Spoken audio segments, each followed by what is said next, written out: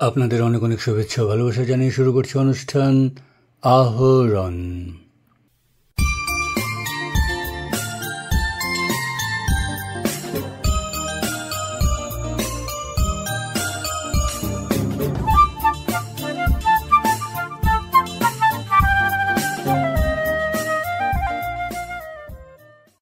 দুদিনের সফরসূচি নিয়ে অসমের রাজ্যপাল লক্ষণ প্রসাদ আচার্য 23 আগস্ট শনিবার শিলচরে আসেন। সফরের প্রথম দিন জেলা শাসকের কার্যালয়ে এক পর্যালোচনা বৈঠকে যোগ দেন। পরের দিন অর্থাৎ 24 আগস্ট রবিবার রাজ্যপাল আচার্য প্রথমে শিলচর রামকৃষ্ণ মিশন সেবাশ্রম এবং ভারতীয় রেডক্রস সোসাইটির শিলচর শাখা পরিদর্শনে যান। রেডক্রস হাসপাতাল চত্বরে পরিদর্শন শেষে রাজ্যপাল বললেন, मैं आज स्वामी रामकृष्ण मिशन वहाँ मठ भी गया। आज रेड क्रॉस सोसाइटी के इस कार्यक्रम में सहभाग किया। मुझे खुशी है कि मेरी यहाँ पर मेरे राज्य में और मेरे इस शहर में भी, इस ज़िले में भी मेरे रेड क्रॉस सोसाइटी एक अच्छा काम करके मानव और मानवता के लिए काम कर रही है, जो रेड क्रॉस सोसाइटी का उद्देश्य है। मैं इस कार्यक्रम में इतने संक्षिप्त सूचना पर मेरे जो उद्देश्य है रक्तदान करना, लोगों की सेवा करना, लोगों की चिकित्सा करना, उनके दुख सुख में भागीदारी करना, रेड क्रॉस सोसाइटी का जो उद्देश्य है, इस उद्देश्य को मेरी यह शाखा पूरा कर रही है। इनको बधाई। मुझे विश्वास है कि आने वाले दिन में और मजबूती से काम आगे बढ़ेगा।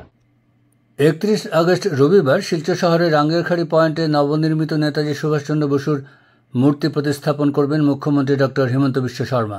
এ ব্যাপারে চূড়ান্ত প্রস্তুতি চলছে। নেতাজিকে কেন্দ্র করে ইতিমধ্যে ছাত্রছাত্রীদের মধ্যে বিভিন্ন প্রতিযোগিতা অনুষ্ঠিত হয়েছে।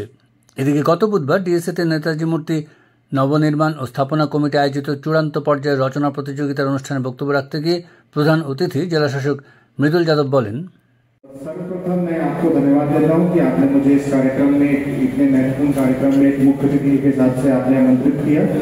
और जो आपकी ये प्रचेष्टा है नेताजी मूर्ति स्थापना की, इससे मैं लगभग 1 साल से जुड़ा हुआ हूँ। आप लोग कितना मेहनत करके कैसे इसके कार्यक्रम को आयोजित किया जाए, इसका कैसे संरचना की जाए, इसका आप लोग बहुत बारीकी से, बहुत माइक्रोवेव में मैनेजमेंट कर रहे हैं, जिसके तहत हमारा 31 अगस्त को नेताजी की मूर्ति स्थापना होगी, जिसमें हमारे असम के माननीय मुख्यमंत्री जी का आगमन होगा। और उसी प्रचेष्टा में बहुत से कल्चरल प्रोग्राम्स ऑर्गेनाइज किए जा रहे हैं, जिसमें क्विज़ेस कंपटीशन, ऐसे कंपटीशन, और मुझे इस बात की बहुत खुशी है और गर्व है कि इस ऐसे कंपटीशन में लगभग 5000 बच्चे सिर्फ पार्टिसिपेट करें, सिर्फ कचार से ही नहीं और करीमगंज से भी, और साथ ही साथ हैदराबाद से भी पार्टिसिपेट करें। और उन बच्चों में जो बेस्ट थे वो आज यहाँ पे एक डिस्ट्रिक्ट लेवल कंपटीशन में कॉम्पीट करेंगे। और ये बहुत ही इम्पोर्टेंट है कि हमारे जो महापुरुष हैं उनकी जीवनी में हम क्या सबक ले सकते हैं, क्या सीख ले सकते हैं, उसका कल्चर आप कंटिन्यू कर रहे हैं। तो मैं फिर से कमेटी को बहुत बधाई देता हूं। और उनका जो वॉलंटियरिज्म से ये काम किया है, अलग अलग ग्रुप्स के लोगों को इन्वॉल्व करके मिला के पूरा वॉलंटियरिज्म एक्टिविटी से आप लोगों ने इतना अच्छा मंच एक स्थापित किया है। और विभिन्न कार्यक्रम आयोजित किए जा रहे हैं, इसके लिए आप लोग सभी को बहुत बहुत बधाई। और यहाँ पार्टिसिपेट करने वाले बच्चों को भी मैं बधाई देता हूँ, शुभकामना देता हूँ आने वाले कंपटीशन में। आप सभी अच्छा करें और आप सभी अपने एक विनर हैं अपने स्कूल के। और मैं आशा करता हूँ कि आप सभी लोग हमारे डिस्ट्रिक्ट लेवल कंपटीशन में भी अच्छा करेंगे। और हमारे तरफ से, डिस्ट्रिक्ट की तरफ से आज के कंपटीशन या आने वाले जो 31 को इवेंट है, उसके लिए जो सहयोग या जो मोटिवेशन या एनकरेजमेंट चाहिए होगा, उसके लिए हम तत्पर हैं, सदैव तो यहाँ पर उपस्थित हैं। আয়োজক কমিটির আহ্বায়ক তথা বিধায়ক দীপান চক্রবর্তী বললেন, আসামের সর্বকালের শ্রেষ্ঠ মুখ্যমন্ত্রী ডক্টর হিমন্ত বিশ্ব শর্মা মহোদয়ের হাত ধরে আমাদের নবনির্মিত নেতাজি স্ট্যাচুর শুভ উন্মোচন হবে। 31 আগস্ট বিকেল 4টায় টাইম দেওয়া হয়েছে। তার আগে আমরা এই কমিটির মাধ্যমে শুধু নেতাজি স্ট্যাচু বসানো না, নেতাজিকে চিরস্মরণীয় করে রাখার জন্য ভবিষ্যৎ প্রজন্ম যাতে নেতাজির এই অবদান যাতে না ভুলে, নেতাজিকে যাতে আমরা আমাদের মধ্যে জীবিত রাখতে পারি, তার উদ্দেশ্যে আমরা প্রথমে বক্তৃতা প্রতিযোগিতা, স্পিচ কম্পিটিশন করেছিলাম নেতাজির উপর। ক্লাস 9-10-এর ছাত্রছাত্রীরা উপচে পড়া ভিড়ে তারা তাদের কম্পিটিশনে পার্টিসিপেট করেছে। তারপর আমরা শিলচর ইন্ডিয়া ক্লাব ইনডোর স্টেডিয়ামে আর্ট কম্পিটিশন করি। যে আর্ট কম্পিটিশন আমরা যদি ভুল না করি তাহলে উত্তর পূর্বাঞ্চলে সবচেয়ে বড় আর্ট কম্পিটিশন হয়েছিল, যেখানে 1760 জন স্টুডেন্ট পার্টিসিপেট করেছিল। তারপর আমরা কুইজ কম্পিটিশন করেছি নেতাজির উপর ও লাচিত বরফুকনের উপর। আপনারা শুনলে খুশি হবেন, শুধু শিলচর না, শুধু আসাম রাজ্য না, গোটা ভারতবর্ষের বিভিন্ন প্রান্ত থেকে এই কুইজ কম্পিটিশনে অনেকেই পার্টিসিপেট করেন। তারপর আমরা সিদ্ধান্ত নিয়েছিলাম যে আমরা বরাক উপত্যকা ভিত্তিক নেতাজি বিষয়ে রচনা প্রতিযোগিতা করব। আর এই প্রতিযোগিতা প্রথম স্টেজে আপনারা শুনলে খুশি হবেন যে শিলচরে সেটা আমরা অনুষ্ঠিত করিনি। গোটা বরাক উপত্যকার বিভিন্ন সরকারি বেসরকারি বিদ্যালয়ে আমরা জানাই। তারপর আমরা যে উৎসাহ দেখতে পারি নেতাজি নিয়ে, সেটা অত্যন্ত আনন্দের ছিল। আর সেই উৎসাহ নিয়ে আজকে আমি আপনাদের সম্মুখে বলছি যে কাছাড় জেলার বিভিন্ন সরকারি বেসরকারি বিদ্যালয় 214টি বেসরকারি সরকারি বিদ্যালয় থেকে ছাত্রছাত্রীরা পার্টিসিপেট করে এই রচনা প্রতিযোগিতাতে। শ্রীভূমি জেলা থেকে 25টা স্কুল এতে অংশগ্রহণ করে, আর হাইলাকান্দি জেলা থেকে 16টা স্কুল এতে অংশগ্রহণ করে। আর নর্থ ইস্ট বা আমি জানি না ভারতবর্ষের হয়তো বিভিন্ন রাজ্যের মধ্যে প্রথমবার আমরা দেখছি যে 50,000-এরও বেশি বরাক উপত্যকার সরকারি বেসরকারি বিদ্যালয় থেকে এই আর্ট কম্পিটিশনে ফার্স্ট পেজে আমরা ছাত্রছাত্রীদেরকে অংশগ্রহণ করতে দেখেছি। আর আজকে সেকেন্ড বা ফাইনাল পর্যায়ে যে প্রতিযোগিতা, এই প্রতিযোগিতা কমিটি সিদ্ধান্ত নিয়েছিল যে প্রত্যেক স্কুলে ফার্স্ট সেকেন্ড থার্ড তাদেরকে নিয়ে আমরা আজকে এই প্রতিযোগিতা অনুষ্ঠিত করব। আপনারা উদ্দেশ্যে তাও বলছি যে প্রত্যেক স্কুলে ইভ্যালুয়েশন যেটা হয়েছে সেটা ওই স্কুলের শিক্ষক শিক্ষিকার মাধ্যমে হয়েছে, যাতে কোনো ধরনের আমরা প্রশ্নের সম্মুখীন না হই, যাতে ফ্রি অ্যান্ড ফেয়ার একটা কম্পিটিশন হয়। তার জন্য প্রত্যেক স্কুলের শিক্ষক শিক্ষিকার মাধ্যমে তার ইভ্যালুয়েশন হয়। আর আজকে অনুষ্ঠিত যেটা হচ্ছে এখানেও প্রত্যেক স্কুলের শিক্ষক শিক্ষিকারা উপস্থিত রয়েছে। আমরা শিলচর নেতাজি মূর্তি নবনির্মাণ ও স্থাপনা কমিটির পক্ষ থেকে, সকলের পক্ষ থেকে, শিলচর তথা কাছাড়বাসী সকলের পক্ষ থেকে এই যে কমিটি, এই কমিটি আজকের দিনে কোনো সংখ্যা নেই। এই কমিটি বরাক উপত্যকার সকলেই এই কমিটির সদস্য বা সদস্যা। তাই আমরা সকলের পক্ষ থেকে গভীর শ্রদ্ধা নিবেদন করছি যেসব স্কুল থেকে আজকে আপনারা পার্টিসিপেট করেছেন এই রচনা প্রতিযোগিতায়, সেটা ফার্স্ট স্টেজেই হোক বা ফাইনাল স্টেজেই হোক, আপনাদের সকল শিক্ষক শিক্ষিকাকে আমরা গভীর শ্রদ্ধা নিবেদন করছি। আমাদের প্রিয় ছাত্রছাত্রীদের আমরা ভালোবাসা দিচ্ছি। আমরা আগামী দিনে ভগবানের নিকট প্রার্থনা করছি এই ছাত্রছাত্রীরা যাতে উজ্জ্বল ভবিষ্যৎ হয়, তাদের মাধ্যমে আমাদের বরাক উপত্যকার যাতে আমরা মান বৃদ্ধি করতে পারি, তার জন্য পরম মঙ্গলময় ভগবানের নিকট তাদের আমি প্রার্থনা করছি। 23 আগস্ট শনিবার জাতীয় মহাকাশ দিবস উপলক্ষে হাইলাকান্দি জেলা জ্ঞান বিজ্ঞান সমিতি ও আসাম বিজ্ঞান সমিতি বিভিন্ন কার্যসূচির আয়োজন করে। এই ব্যাপারে আকাশবাণীকে দেওয়া একান্ত সাক্ষাৎকারে আসাম বিজ্ঞান সমিতির অন্যতম সংগঠক তথা শ্রীকৃষ্ণ সারদা কলেজের পদার্থবিদ্যা বিভাগের প্রধান অধ্যাপক ডক্টর রূপম সেন বললেন, মহাকাশ যুগ যেটা, ভারতের যেটা মহাকাশ স্পেস মিশন যেটা, সেটা প্রারম্ভিক যুগ ছিল 1960 দশকের। 1962 সনে ডক্টর বিক্রম সারাভাইয়ের নেতৃত্বে Indian national committee for space mission গঠিত হয়। তার ঠিক 1 বছর পর কেরালার থুম্বার প্রথম রকেট উৎক্ষেপণ স্টেশন থেকে সাউন্ডিং রকেট উৎক্ষেপণ করা হয়। তার 6 বছর পর 1969 সনে মহাকাশ কর্মসূচিকে গতি দিতে Indian space research organisation ISRO প্রতিষ্ঠিত হয়। তার ঠিক 1 দশক পর 1970 দশকে স্যাটেলাইট যুগের সূচনা হয়। 1972 সনে স্পেস কমিশন ও ডিপার্টমেন্ট অফ স্পেস গঠন হয়। 1975 সনে ভারতের প্রথম স্যাটেলাইট আর্যভট্ট সোভিয়েত ইউনিয়নের সহযোগিতায় কক্ষপথে স্থাপন করা হয়। 1977 ইংরেজিতে স্যাটেলাইট ইনস্ট্রাকশনাল টেলিভিশন এক্সপেরিমেন্ট, যেটাকে ইংলিশে বলা হয় SITE, সেটা গ্রামাঞ্চলে শিক্ষা প্রচারের জন্য স্যাটেলাইট ব্যবহার করা হয়। নিজস্ব উৎক্ষেপণ যান ভারত তৈরি করে 1980 দশকে। 1980 দশকের প্রথম দিকে প্রথম দেশীয় রকেট SLV-3 দ্বারা রোহিণী স্যাটেলাইট উৎক্ষেপণ করা হয় এবং ভারতের নিজস্ব উৎক্ষেপণ যানের প্রযুক্তির সূচনা হয় এর থেকে। 1982 ইংরেজিতে ইনস্যাট স্যাটেলাইট সিরিজ চালু এবং দূর সংবেদন ও টেলিযোগাযোগের বিপ্লব শুরু হয় ভারতবর্ষে।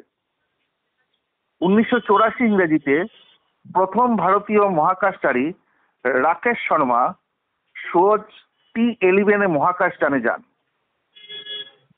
তারপর 1990 ইংরেজি থেকে 2000 ইংরেজির যেটা ঘটনাচক্র, সেটা নিয়ে আলোচনা করছি।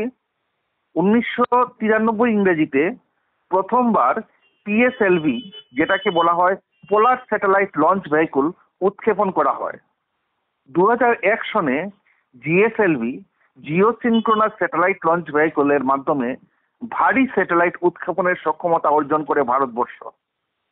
1990 ইংরেজি থেকে 2000 ইংরেজি ইনসেট ও IRS ইন্ডিয়ান রিমোট সেন্সিং স্যাটেলাইটের মাধ্যমে টেলিযোগাযোগ ও আবহাওয়া পূর্বাভাস ও কৃষিক্ষেত্রে তথ্য সরবরাহের অগ্রগতি হয়। তারপর 2008 থেকে 2019 ইংরেজি নিয়ে আমি আলোচনা করছি। 2008 সনে চন্দ্রযান-1 ভারতের প্রথম চন্দ্র অভিযান, যেটা চাঁদে জল এবং অণু আবিষ্কার করতে সক্ষম হয়। 2013 ইংরেজিতে মঙ্গলযান, যেটাকে বলা হয় Mars orbiter mission MOM, Bharat প্রথম চেষ্টাতেই মঙ্গলের কক্ষপথে প্রবেশ করে। এশিয়ার প্রথম দেশ হিসেবে ভারত এই যোগ্যতা অর্জন করে। 2017 ইংরেজিতে এক উৎক্ষেপণে 104টি স্যাটেলাইট স্থাপন করে বিশ্ব রেকর্ড করে ভারতবর্ষ। 2019 ইংরেজিতে চন্দ্রযান-2, যদিও ল্যান্ডার বিক্রম চাঁদের পৃষ্ঠে অবতরণে ব্যর্থ হয়, অরবিটার এখনো কার্যকরভাবে কাজ করছে। বর্তমান যুগ ও ভবিষ্যৎ নিয়ে আলোচনা করছি। 2022 ইংরেজিতে প্রথম বেসরকারি রকেট বিক্রম-S উৎক্ষেপণ করা হয়। 2023-এ চন্দ্রযান-3 ভারত সফলভাবে চাঁদের দক্ষিণ মেরুতে অবতরণকারী প্রথম দেশ। 2023 ইংরেজিতে আদিত্য L1 ভারতের প্রথম সৌর পর্যবেক্ষণ মিশন সূর্যের করোনা অধ্যয়নের জন্য উৎক্ষেপিত হয়। গগনযান প্রকল্প 1925 ভারতের নভোচারীদের মহাকাশে পাঠানোর প্রস্তুতি হয়। তার থেকে আমরা কি জানতে পারলাম? ভারত এখন বিশ্বের অন্যতম শীর্ষ মহাকাশ শক্তি। স্যাটেলাইট যোগাযোগ, দূর সংবেদন, বৈজ্ঞানিক মিশন ও বাণিজ্যিক উৎক্ষেপণ সব ক্ষেত্রে ইসরো উল্লেখযোগ্য অগ্রগতি করছে। ভবিষ্যতে মানব মহাকাশ যাত্রা, গভীর মহাকাশ অনুসন্ধান এবং আরো উন্নত উৎক্ষেপণ যান ভারতের মহাকাশ যাত্রাকে আরো গতি দেবে। বর্তমানে প্রধানমন্ত্রী মোদীজির নেতৃত্বে ও ইসরোর উদ্যোগে ভারতের স্পেস মিশন আরো এগিয়ে যাবে, এই আশা রাখছি।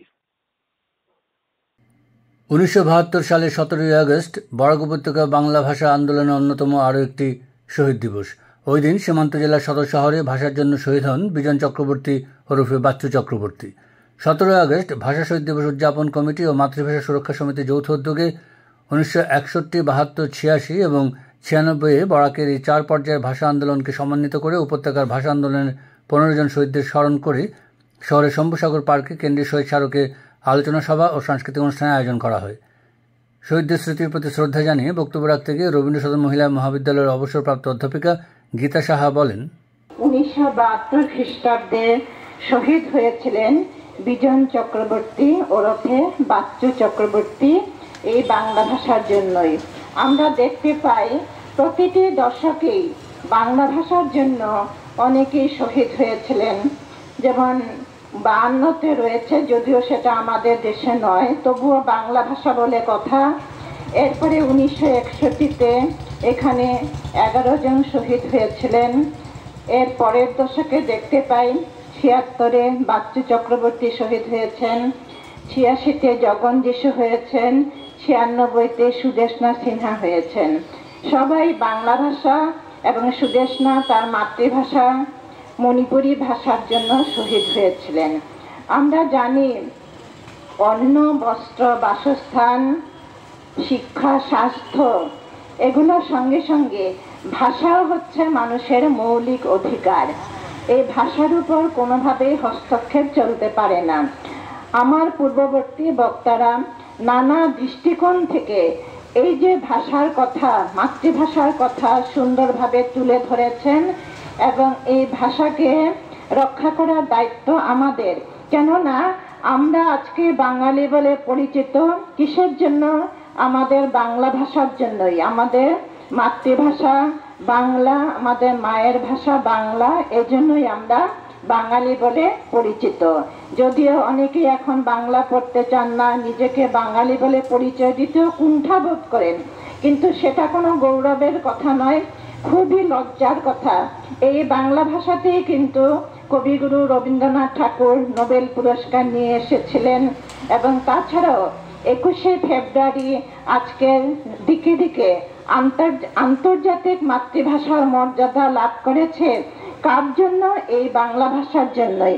এই বাংলা ভাষার জন্যই আজকে বিশ্বের সকল ভাষাভাষী লোক তাদের আন্তর্জাতিক মাতৃভাষার স্বীকৃতি লাভ করে নিজেদের মাতৃভাষাকেই তারা কথা বলার সুযোগ বা চর্চা করার সুযোগ পাচ্ছে। সেই হিসাবে আমাদের অনেক গুরু দায়িত্ব রয়েছে যে এই ভাষাতেই আমরা কথা বলবো, চর্চা করব এবং প্রজন্মের পর প্রজন্ম যাতে বাংলা ভাষা বেঁচে থাকে তার জন্য চেষ্টা করতে হবে।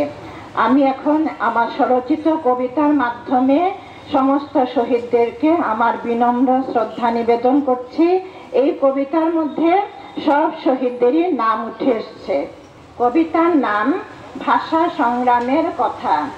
61তে আমি নেহাত শিশু, বয়সটাও কম, ভাষা আন্দোলনের অনেক স্মৃতি আজও উজ্জ্বল অনুক্ষণ। বাংলা আমার মায়ের ভাষা, প্রাণের অনুরণন, হৃদয়ে তার লুকিয়ে আছে মণি মাণিক্য রতন। বিশ্বকবি, মধুকবি, বঙ্কিম, ঈশ্বর শরৎ সমৃদ্ধ করেছেন, উন্নত করেছেন বাংলা মায়ের জগৎ। তবু কেন আঘাত বারবার আসে আমার মায়ের ভাষায়? লাফিয়ে ঝাঁপিয়ে তছনছ করে দুর্বৃত্তরা উন্মত্ত হিংসায়। 11 শহীদের প্রাণ বলিদান বরাক নদীর পারে, 19শে মে 1961 মাতৃভাষার তরে। বাংলা মায়ের বীর সন্তান কমলা হিতেশ সত্যেন্দ্র, কুমুদ চণ্ডী কানাই সুকোমল তরুণী বীরেন্দ্র, শচীন্দ্র সুনীল 61 এই ভাষা শহীদ একাদশ। অকাতরে প্রাণ বলি দিয়ে আজ বাড়ালেন ভাষার সুযশ। 1972 17 আগস্ট শহীদ হলো বিজন, তরতাজা প্রাণ ধুলায় গড়ালো দেখল মিত্র পরিজন। দুর্বৃত্তরা তবু থেমে থাকেনি, আঘাত হেনেছে বারবার, বাংলা মায়ের মান বাঁচাতে রক্ত ঝরেছে আবার। 21শে জুলাই 86 সনে ফুটল ভোরের আলো, আলো ঝলমল দুপুরের দিকে আকাশ হলো কালো। গর্জে উঠল বন্দুকের নল, শহীদ যিশু জগন উত্তেজনা ছড়ায় নিমেষে, তখন কেঁপে ওঠে বরাক ভুবন। আবার এলো 16ই মার্চ 1996 সন। সুদেষ্ণ সিনহার আত্মত্যাগ দেখল বরাকের জনগণ। পঞ্চদশ শহীদের রক্তে রাঙা এই যে বরাক উপত্যকা, শেষ হয়নি আজও আমাদের ভাষা সংগ্রাম কথা। বছরে বছরে আসে ফিরে ফিরে এই চারিটি দিন, মনে করাবারে বরাকবাসীর ব্রত উদযাপনের দিন। অসময়ে প্রাণ বলি দিয়ে আজ ভাষা শহীদ তোমরা যে, ভুলব না কোনো দিন, চিরদিন তোমরা থাকিবে মনের মাঝে। মাতৃভাষার রাখব মান, শহীদ দিবসের এই তপন, পেরিয়ে যত বাধা বিপদ জয় করতে স্থির মন। নমস্কার সকলকে। সভায় পৌরোহিত্য করে বিশিষ্ট শিক্ষাবিদ সুনীত কুমার দত্ত শহীদদের প্রতি শ্রদ্ধা জানিয়ে বললেন, আক্রমণের প্রতিরোধ করতে গিয়ে 61 সালে আমরা 11 জন তরুণ তরুণীকে আমরা হারালাম, ওরা শহীদ হলো। তারপর আসলো 72 ইংরেজির আজকের দিন। বিজন চক্রবর্তী এই ভাষা সেনানী হিসাবে ভাষার আগ্রাসনের বিরুদ্ধে আক্রমণ করতে প্রতিরোধ করতে গিয়ে উনি শহীদ হলেন। তারপরে 86 সালে যখন যিশু সেই তখন আবার বাংলা ভাষার পরিবর্তে অসমিয়া চাপিয়ে দেওয়ার বিরুদ্ধে সেবা কর্তৃপক্ষ একটা নোটিফিকেশন দিয়েছিল, তার বিরুদ্ধে প্রতিবাদ করতে গিয়ে আমার যখন যিশু সে প্রাণ ত্যাগ করতে হয়েছিল। এই দিয়ে আমরা বাংলা ভাষার জন্য 14 জন আমাদের শহীদ হয়েছে। এবং মণিপুরি ভাষা 1996 ইংরেজিতে মণিপুরি ভাষা তাদের রক্ষা করার জন্য, তাদের ভাষা মাতৃভাষায় পড়াশোনা করার সেই দাবি নিয়েই আন্দোলন করার জন্য সে পুলিশের গুলিতে নিহত হয়েছে। আমাদের এই যে ভাষা মাতৃভাষা বাংলা, এই বাংলা আমাদের এই রাজ্যে ভাষা, বাংলা ভাষা দ্বিতীয় ভাষা হিসেবে সরকার দিতে মোটেই রাজি নয়। কিন্তু বড় ভাষা আমাদের থেকে অনেক কম মানুষ বড় ভাষায় কথা বলে, সেই বড় ভাষাকে আসামের দ্বিতীয় রাজ্যিক ভাষা হিসাবে বর্তমান মুখ্যমন্ত্রী ঘোষণা করে দিলেন। এই যে বাংলা ভাষা শুধু আমাদের এই ভারতবর্ষে 2টি রাজ্যে দ্বিতীয় ভাষা আছে, কর্ণাটক এবং ঝাড়খণ্ডে। 2টি ভাষা দ্বিতীয় ভাষা, রাজ্যিক সরকারি ভাষা দ্বিতীয় ভাষা বাংলা। এবং এই আফ্রিকার একটা দেশে, সেটা আফ্রিকার দেশে সেখানেও দ্বিতীয় ভাষা হিসাবে বাংলা স্বীকৃত হয়েছে। সেখানে কি কারণে হয়েছে সেটা অবশ্য আপনার জন্য জানেন না, হয়তো জানেনও অনেকে। অনেক শান্তিরক্ষী বাহিনী হিসাবে অনেক দেশ থেকে সেনা অন্য দেশে চলে যায়। সেই বাংলাদেশ থেকে তখন শান্তিরক্ষার জন্য আফ্রিকার একটি দেশে পাঠানো হয়েছিল। সেখানে তারা বাংলা ভাষায় কথা বলতো। আফ্রিকান জাতি তারা সেই বাংলা ভাষার কথা শুনতে শুনতে এই বাংলা ভাষার প্রতি তাদের একটা দরদ হয়েছিল। এবং যারা গিয়েছিল তারা কিন্তু আর ফেরত আসে নাই, সেখানেই তারা ঘর বাড়ি তৈরি করে সেখানেই থেকে গেল, আজ পর্যন্তই তারা আছে। এবং এই যে বাংলা ভাষা, বিশ্বের প্রায় 100টি বিশ্ববিদ্যালয়ে বাংলা ভাষার নিয়ে বিভাগ আছে, বাংলা ভাষা নিয়ে চর্চা হয়।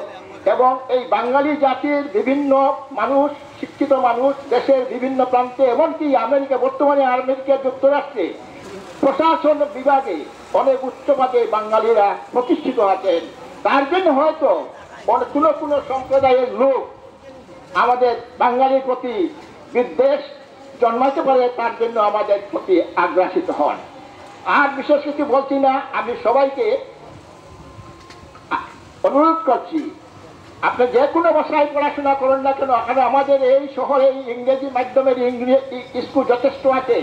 এবং প্রত্যেক পিতামাতা তার ছেলে বা মেয়েকে ইংরেজি মাধ্যমে পড়ার জন্য খুব উৎসাহী হয়ে ওঠেন। কিন্তু নিজের মাতৃভাষা তারা মোটেই পড়াশোনা করতে পারে না, শুধু বলতে পারে, পড়তেও পারে না, লিখতেও পারে না।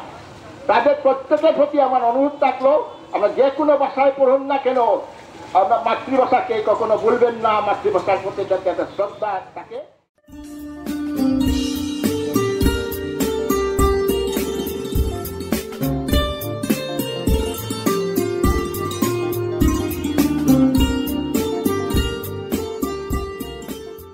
শ্রোতা বন্ধুরা, আহরণ আজ এখানে শেষ করছি। আপনাদের সঙ্গে আবার কথা হবে আমাদের আগামী অনুষ্ঠানে। আপনারা ভালো থাকবেন এবং অবশ্যই সুস্থ থাকবেন।